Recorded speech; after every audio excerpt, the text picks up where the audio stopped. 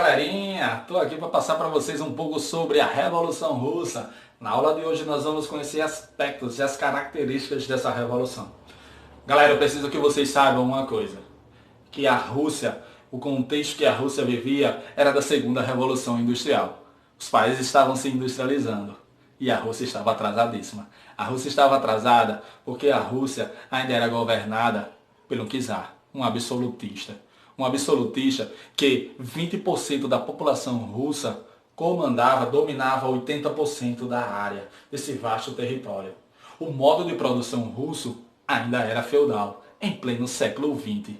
Eu preciso que vocês saibam também que a população ela vai sofrer bastante. E essa mesma população que vai sofrer bastante, dentro das fábricas na Rússia, eles vão criar uma organização. Essa organização são chamados sovietes. E esses sovietes, eles vão tentar organizar melhores condições de vida para a classe trabalhadora. Eu preciso que vocês saibam, em meio a tudo isso, a Rússia entra numa guerra contra o Japão. E nesta guerra contra o Japão, a Rússia perde. Essa guerra era devido à busca por um território chamado Manchúria. A Rússia perde para o Japão e a população fica louca, a população vai às ruas. Quando a população vai às ruas, as mães com seus filhinhos na praça com um crucifixo, na praça do czar, o czar manda matá-los. É considerado na história o Domingo Sangrento. Eu preciso que vocês saibam também que a Rússia está pegando fogo, ninguém aguenta mais o czar. As pessoas pedem para o czar renunciar. As pessoas estão loucas e o czar vai renunciar. Após o czar renunciar, vai ser chamado o parlamento. Esse parlamento é chamado de Duma. Então essa Duma, esse parlamento vai ser criado e a Rússia vai ser uma constituição parlamentar. E nessa constituição parlamentar, o czar ele ainda está por trás, dominando esse parlamento. Eu preciso que vocês saibam que a população quer que a Rússia não entre e após entrar, quer que a Rússia saia da Primeira Guerra Mundial. Pessoal, após a Rússia entrar na Primeira Guerra Mundial, ao lado de França e Inglaterra, a Rússia está isolada. A Rússia está isolada lá no Oriente, lutando contra a Alemanha e Império Austro-Húngaro. A Rússia está passando por sucessivas derrotas contra a Alemanha. Isso vai gerando mais crise. Isso vai gerando mais miséria para a população russa, que está colocando seus soldados, suas vidas na Primeira Guerra Mundial e não está tendo essas vitórias expressivas.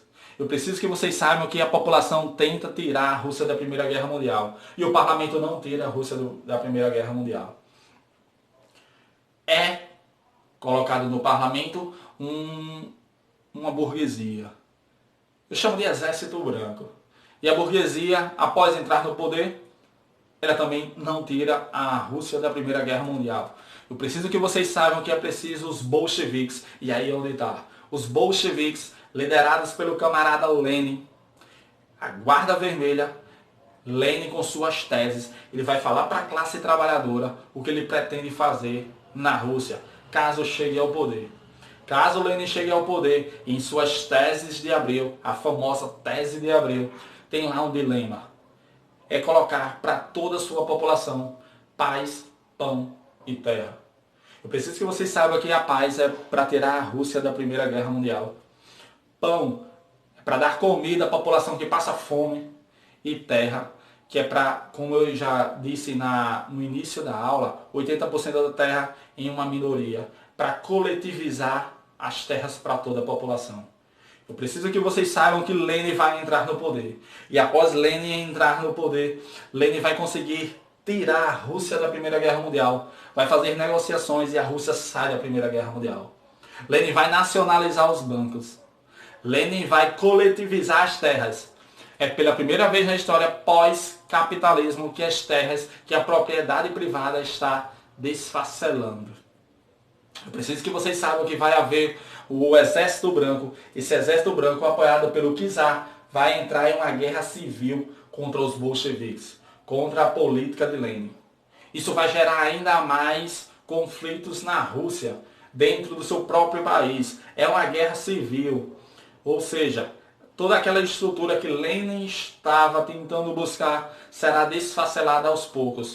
O socialismo de Lenin não está dando certo. Não está dando certo porque a Rússia está em uma guerra civil em meio a ela mesma. Então Lenin vai fazer agora novas propostas. Dessas novas propostas nós temos a famosa nova política econômica de Lenin. Nessa nova política econômica de Lenin é uma abertura de capitalismo. Seria uma abertura menor para o capitalismo, para a entrada de dinheiro, para a entrada de dinheiro estrangeiro dentro da Rússia, para ver se a Rússia tentava se reerguer em meio a isso tudo.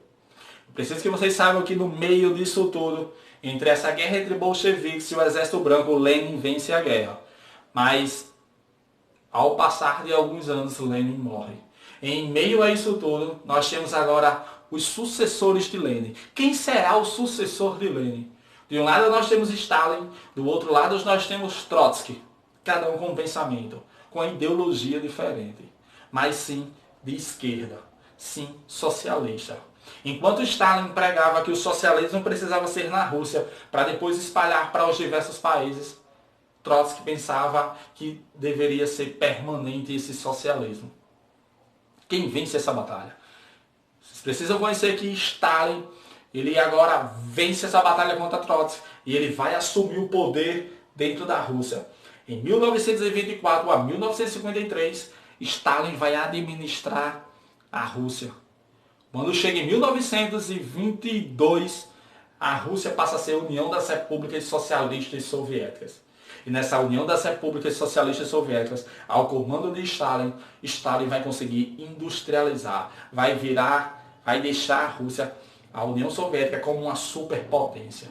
Não é à toa que é Stalin que vai conseguir, durante a Segunda Guerra Mundial, acabar com os nazistas na sua famosa Terra Arrasada. Eu preciso que vocês saibam de uma coisa nessa videoaula. O Domingo Sangrento, o que foi? Eu preciso que vocês saibam, que lembrem quem foram os sovietes, o que é uma Duma, e eu preciso que vocês saibam também nova política econômica de Lenin, do camarada Lenin. Essas são as 4 coisas dessa videoaula que precisa você estar gravado aí.